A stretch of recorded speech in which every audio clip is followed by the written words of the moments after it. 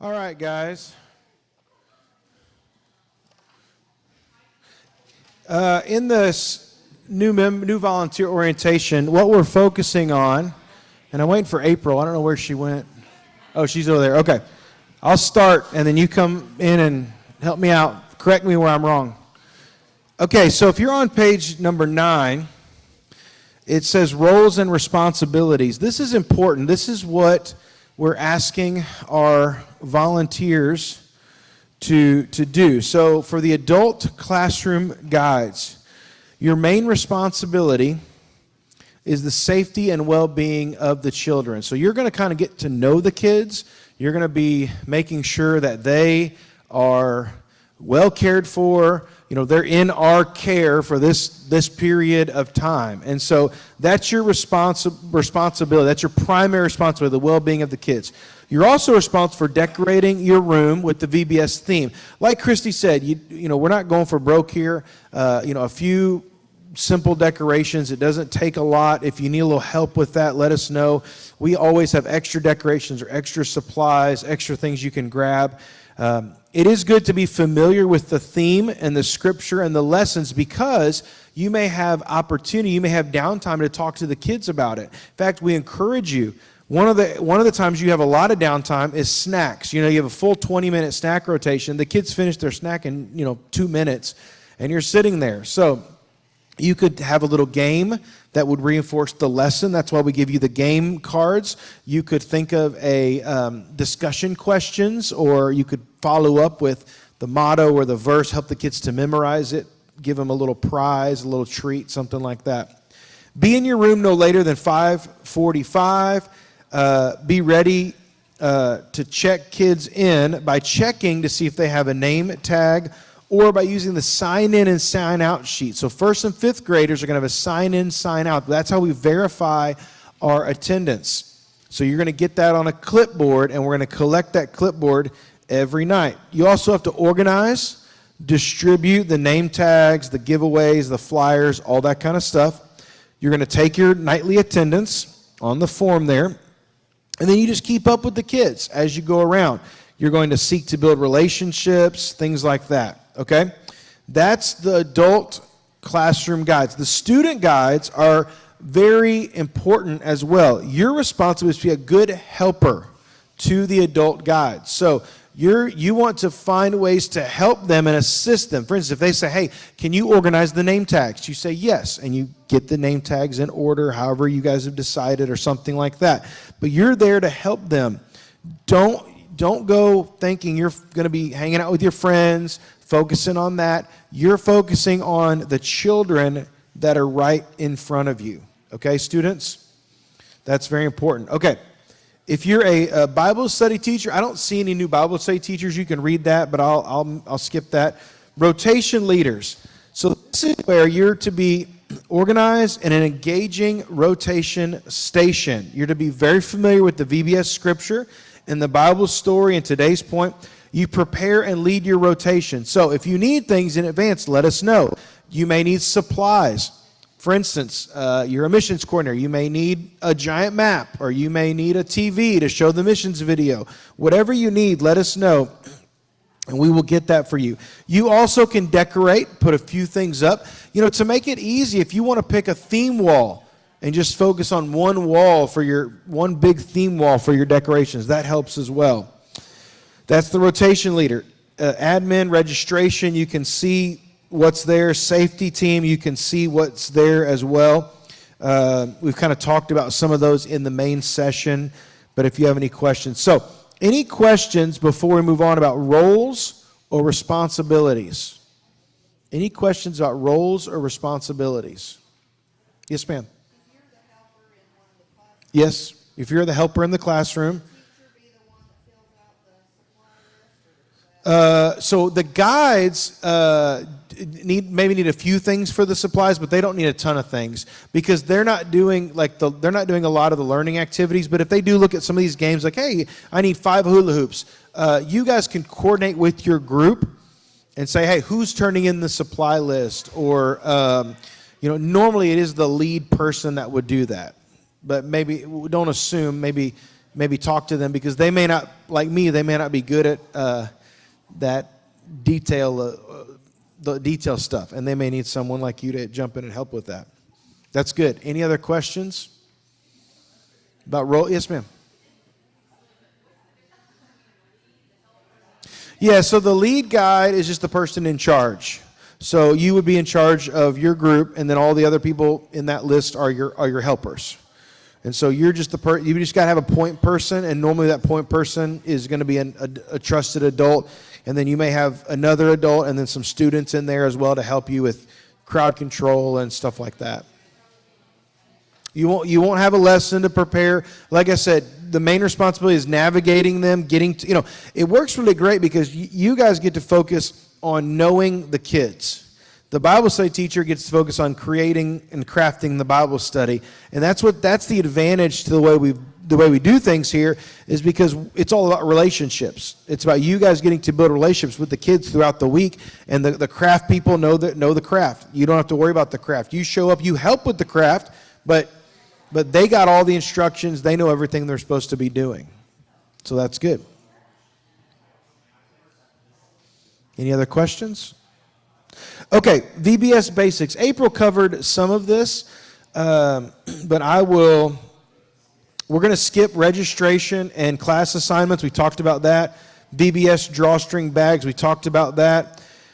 This is important. So the daily attendance is look in your drawstring bag every day.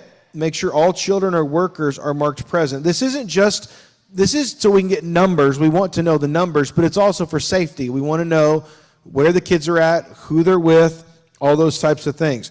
There will be a little clip on the outside of your door. You can clip your attendance there. We'll come by and pick it up. Also, you need to note any special allergies or medical problems. Now, we'll get this information in advance. We'll make sure the snack people know. So if we have a kid that's allergic to the snack that day, there'll be an alternative snack already ready for them. But, as we're passing out snack and they're doing their thing, they may say, oh, this class has an allergy. Which kid is it? Now, we're going to do our best with our name tags. They'll have a yellow name tag if they have an allergy. Like, say they have a peanut allergy. Their name, all the kids' names will be in white, or name tag will be white. They'll have a yellow name tag. So that way, at a quick glance, you can know, oh, little Susie has an allergy. And then you can say, hey, Susie needs the alternative snack, not the main snack. She's got a peanut allergy. So we try to really work on that. The other thing is, if they wear a red lanyard, it's not like we're not going to take their picture. We're going to take everybody's picture, but what we're going to do is not publish those pictures. So when Marcus goes through Marcus is our photog. Whenever he goes through the pictures and we're making a video that's going to be put on Facebook or it's going to be put out there on public, we will not put the kids out there with have a red lanyard on. That's the way we identify them, because it's very important. They may have a situation with a custody battle, or they may have an issue that they can't be public, the adoption situation. Their photo can't be out there. Witness protection, things like that. Just kidding. That's a joke. But you never know. But so we're going to work on that, and you'll make sure you know who. So the two things you're going to be looking for is the red lanyard. Everyone else have an orange or a yellow or something like that. Or a red one means no photo, which you don't have to worry about that. Just don't put any photos online of that kid. And then the yellow sticker or the yellow name tag means they have an allergy. You got to look and see what that allergy is. Okay. So on the rotation, as you travel, make sure you do a count. Okay, I got 15 kids. All right, I'm leaving with 15.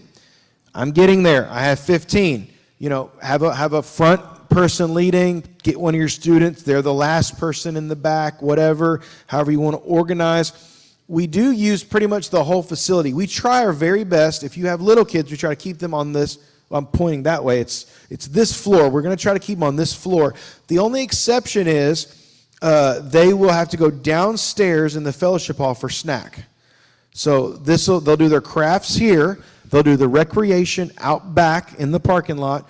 They'll just have, but other than that, they'll be on this main floor, and then at the end of the night, they'll come downstairs. The little kids need a little bit more time to move around. So I think we built in a little extra travel time for them, and that's okay. If they show up to a rotation a few minutes, they get off schedule a little bit, it's okay. It's not a big deal. But we are going to try to make sure that you follow these kind of getting them around. If you want to visit the lounge, do so during recreation or crafts. Only have half your group go at one time. Sometimes they need a little extra help. It is important to go to Bible study, missions, music, so you can learn it with the kids. Safety and security. So all of you have either had a background check or will have a background check. This is best practice, but it's also dictated by our insurance company as well. You will complete the application to serve, which includes a background check. There's a 6-month waiting period to serving the children's ministry, meaning we have to know you for 6 months, okay? You can't just walk in off the street one day and say, I want to serve with children. We need to get to know you a little bit. So leaders must supervise children at all times, limit mobile phone usage. Okay, we know that. Student guides, you guys are not to be left alone in the classroom with children. You need an adult. Now, so here's the thing. Our potty and bathroom policy, okay? And I believe, is this where we talk about this?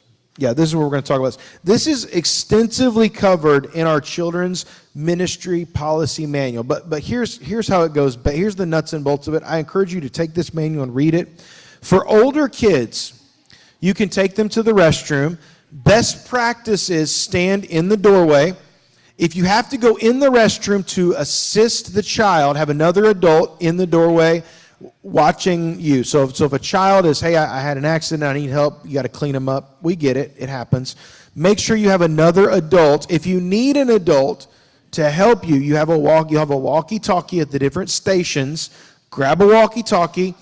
Ask for somebody at the admin to come up, the admin station to come up. You need help with the bathroom break. We'll be happy to do that.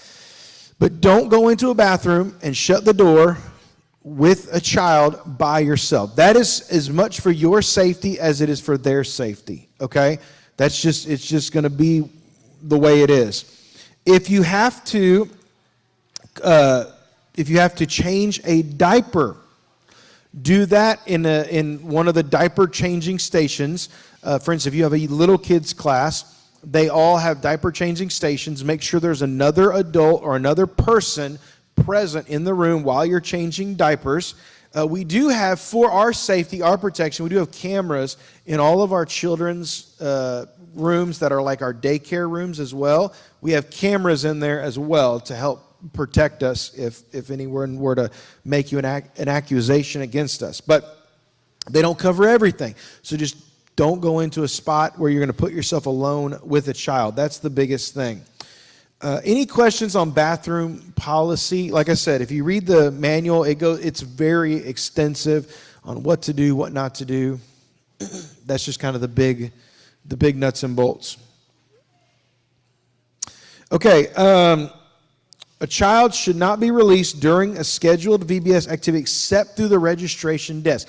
If a parent comes to your room and says, I need to take my child, say, have you gone to the registry? We won't just let them up to there anyway if they've come to us. We'll walk with them and bring them up. Don't just release the child to them. Come to us, bring the child down to us, or call us and we'll come up to you.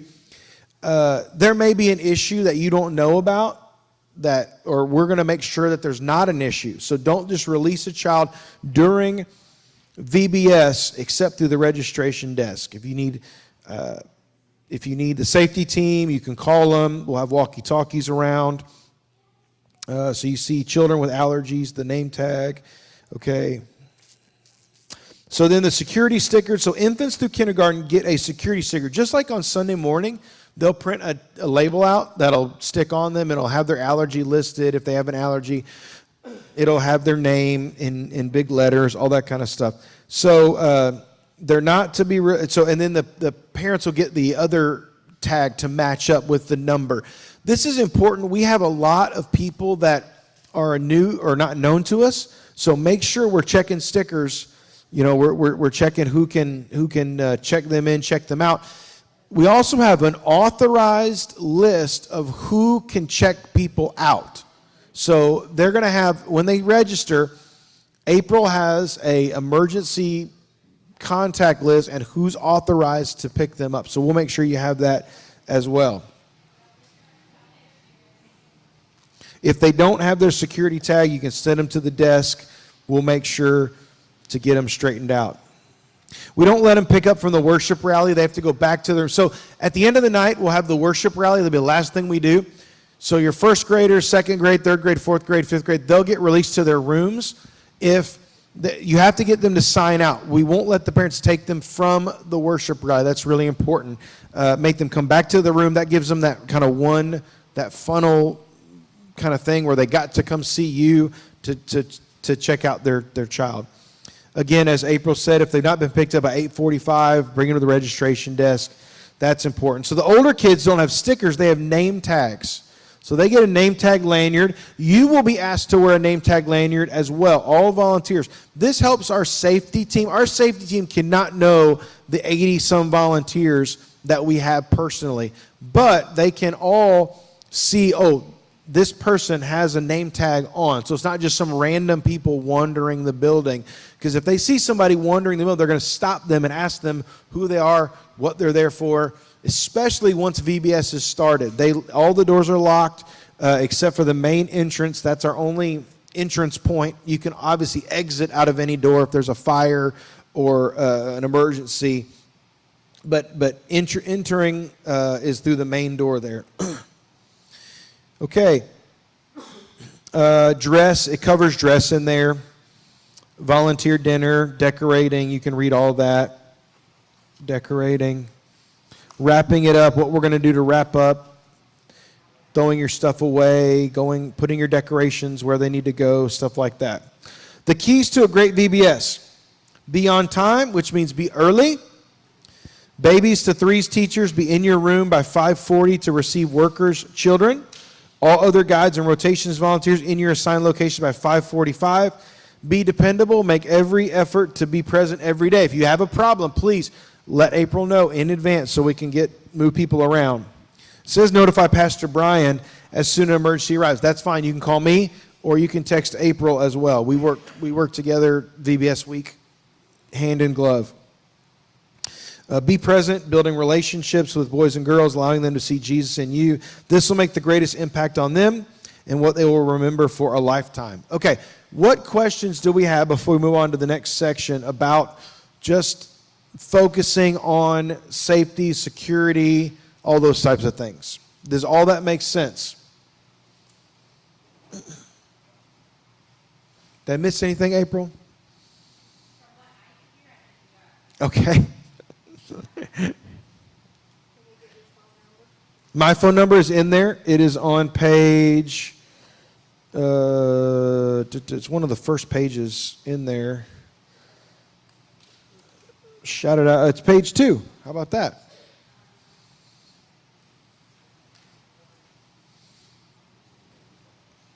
You see it there? Okay. Okay, if you think of a question, just shout it out. Okay, one of the things that's really important is getting to know and understand the children. So you have preschool characteristics. These are things that are important to notice about children and know about them. You're going to think about what activities and what they like. For instance, babies, they talk about being active, curious, self-focused, short attention spans, need security, sensitive. Okay, those are kind of the key words there. And you can read through.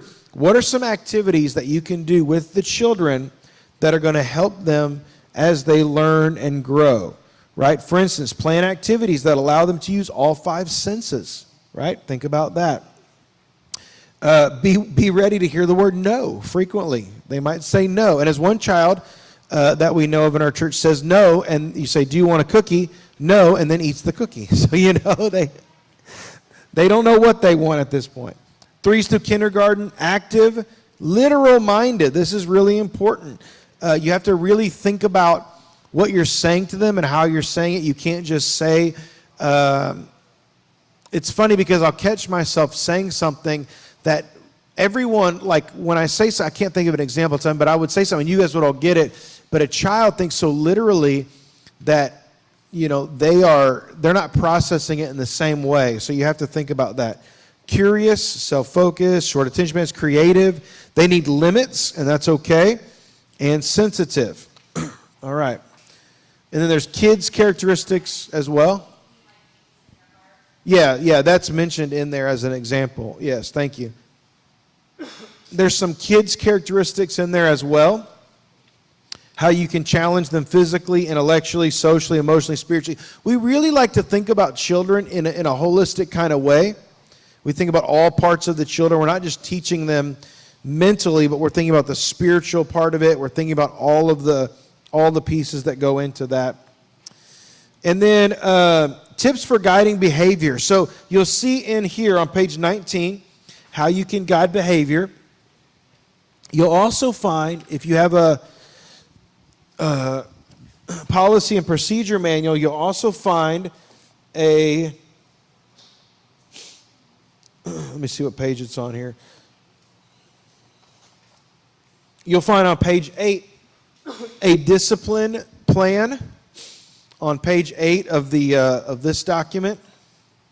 So what we want to try to do, physical discipline is not used in any form or fashion. We're not going to put hands on the children. If you need to put a soft hand to guide them, that's okay, right? But we're not going to grab or tug or push or pull. We're going to be very gentle and affirming to them. That's going to be very important to us. So give positive worded direction. Okay, so you're going to tell them the expectations, what you want them to do. You can give them redirection. For instance, substitute a positive activity for a negative activity. You can distract them, give them another something to do, change focus. Positive reinforcement is good. Active listening. If these kind of things fail, one of the things that we've found is give them a separation time from the group. Listen, overstimulation is a real thing. I think even as adults we suffer from overstimulation. We need a break sometimes. We may be aware enough and cognizant enough to remove ourselves, say, hey, I need a break. I need to go for a walk. I need to go lay down and take a nap. Children don't have that ability a lot of times, and so they're going to act out. And so they may just need a break. You may need to separate them for a minute. Now, this is where, if you're having a tough time and you've got 15 kids and you got this one, ask for one of us. I have some free time. I know Mary Beth has some free time. April, we'd be happy. We'd be happy to take a walk, bring them down with the other adults. We can hang out with them for a little bit till they get calmed down and then bring them back to you a little bit later. So don't feel like, I got this problem child and I got to take care of them and I'm watching these other 15 kids. We're here working as a team. So feel free to reach out to us to help with that. And that's what the last part is as well. Contact the children's minister. Contact me and we'll make sure to help them. We'll talk to parents. We will work with them to ensure that. Listen, we had a little boy who started coming to Awana, and he was a little on the wild side, but I'll tell you, through just talking to him, giving him clear instructions, giving him clear expectations, building a relationship with him, he's doing fantastic. He's doing great. And I'm so happy that they've had other negative experiences at churches where maybe you look at this kid, he doesn't listen right away, he doesn't do what you want, and people just get frustrated. But we want to try to be understanding and say, okay, why is this child acting this way? I love this quote at the bottom of, I believe it's at the bottom of page 20. It says, the kids who need the most love will ask for it in the most unloving way. And I really think that's true, because you will have children that need love, and they're not going to say, hey, leader, I need you to love me today.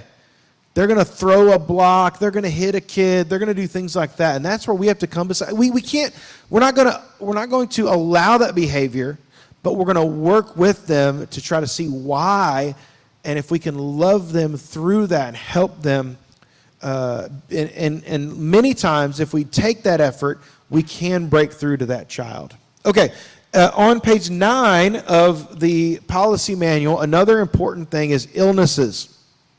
If you notice any of this stuff in a child, bring them to us immediately, okay? If you think this child has a fever, if it's just like, if you know it's like allergies or something like that, that's fine. But if they're puking, they got a fever, they got diarrhea, pink eye, anything like that, bring them to us so we can call their parents and get that handled as well. You'll see in here emergency procedures. You'll see in here all kinds of things. If we have an accident, there's an accident report that we'll fill out, let their parents know. It's not saying that we've done anything wrong. It's just saying an accident occurred. Okay? Read through this. Let me know if you have any questions about that. Tips for guiding behavior. This is another thing. This is something that Lifeway gives us. It does go hand in hand with the exact, this is on page 19, back to this manual. Sorry. Back to this handbook. This goes hand in hand with what I was just saying. You can read through that at your own time. And then finally, large group management. So we are going to have some big classes a lot of times. Okay, there can be, we've had what, April?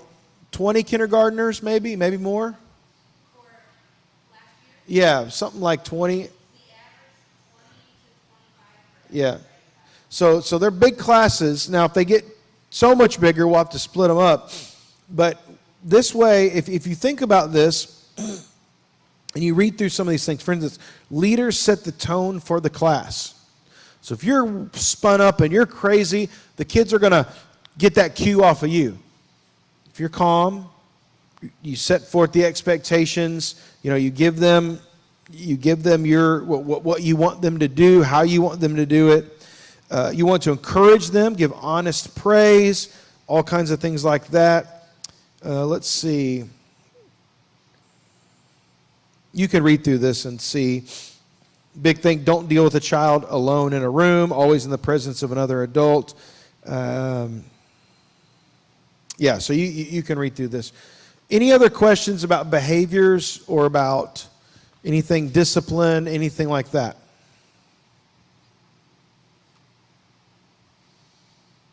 We're just cruising. All right. Does anybody have any questions about anything else before we wrap up? VBS, anything. You'll get a schedule in advance. It'll give the rotations. Everybody starts in their classes. They all end in their classes. You'll have Bible study and crafts and missions and recreation. So we do it where it's either one day you'll have recreation, one day you'll have crafts. Okay? So I can't remember if it's Monday. It'll be Monday, Wednesday, you'll have one. Tuesday, Thursday, you'll have the other. Everybody goes to Bible study every day. Everyone goes to missions every day. Everybody goes to snack every day. They have music every day. But they rotate the other one. So we'll give you that schedule that will come out. Now, Friday is always a little different. So Monday through Thursday, exact same. Monday's the crazy day. Tuesday, Wednesday, Thursday, pretty good. Everybody knows the procedure. The kids know what to expect. Friday, they'll get here, and they will have their time where they will go into their classroom, and everyone will have their lesson time. Okay, first. Everyone will have their lesson time. They'll have their Bible study time. And I think it's a little longer. I think we give them about 40 minutes, April, on Friday. Do they get 40 minutes of lesson time on Friday to start? 30? They get a little longer, I think, than normal. So then they'll go. So we'll have an extended worship rally at like 6:40.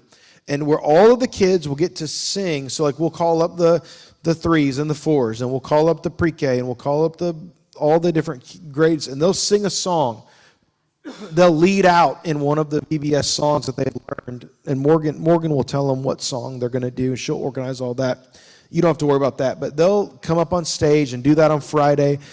And then afterwards, we'll have a great time of fellowship. We'll have food for them, and they can you can hang out, all that kind of stuff. And then after that, you can go tear down any decorations in your room. Try to hang out with the families, try to see them as much as possible. Don't just tear off right as soon as it's over. But you can take decorations down. We'll have a station you can bring decorations you don't want if you want things to be saved. So, any other questions before we close up shop? April, you got anything else you want to say? Okay. Well, thank you guys for being here. If you have anything, message us, let us know, and I appreciate you. Thank you very much.